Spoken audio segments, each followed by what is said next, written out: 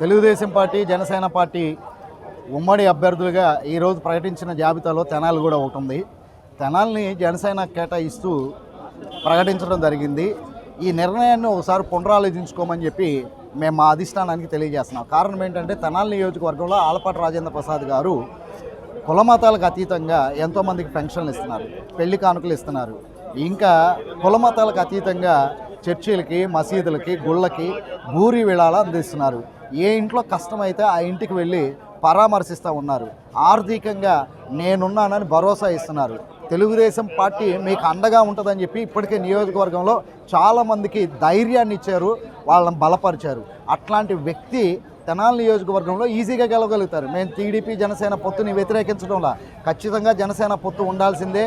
రాబోయేది Telugu Desam party Janasena party ప్రభుత్వమే. మరి మేము ఇవాళ తెనాలి నియోజకవర్గంలో పొత్తులో భాగంగా చంద్రబాబు నాయుడు గారు అను పవన్ కళ్యాణ్ గారు కలిసి నాదెండ్ల మనోహర్ గారి పేరు అనౌన్స్ చేయడం జరిగింది. మరి మా ఆలపాటి రాజేంద్ర ప్రసాద్ గారు పార్టీలో ఆయన 17 ఏళ్ల వయసు ఉన్నప్పటి నుంచి ఆయన వచ్చారంటే 40 ఏళ్ల నుండి కూడా ఆయన రాజకీయ చరిత్రలో ఏ పార్టీలోకి కూడా ఆయన పార్టీ కండవా మార్చకుండా ఒకటే పార్టీలో పార్టీలను దాటకుండా పనిచేశారు.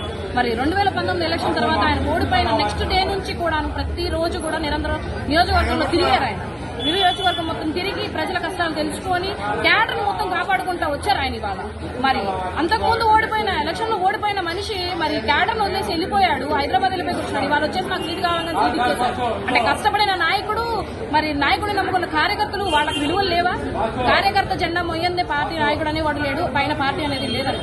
అలాంటి కార్యకర్తల గౌరవాన్ని వాళ్ళ భంగం కలిగించేలాగా ఇక్కడ జరుగుతుందన్నమాట ఈ తెనాలి రాజకీయం అనేది. మా నాయకుడు అన్నా క్యాంటీన్ రన్ చేశారు, ఆయన పెళ్లి కానుకని చెప్పి ఇచ్చారు.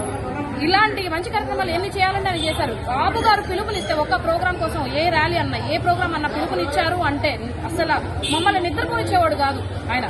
ఆలపాటి రాజేంద్ర ప్రసాద్ గారు ఆయన అస్సలు నిద్రపోనిచ్చేవారు కాదు. భవిష్యత్ గ్యారంటీ ప్రోగ్రాం ఇచ్చారు, నిరంతరం చేయండి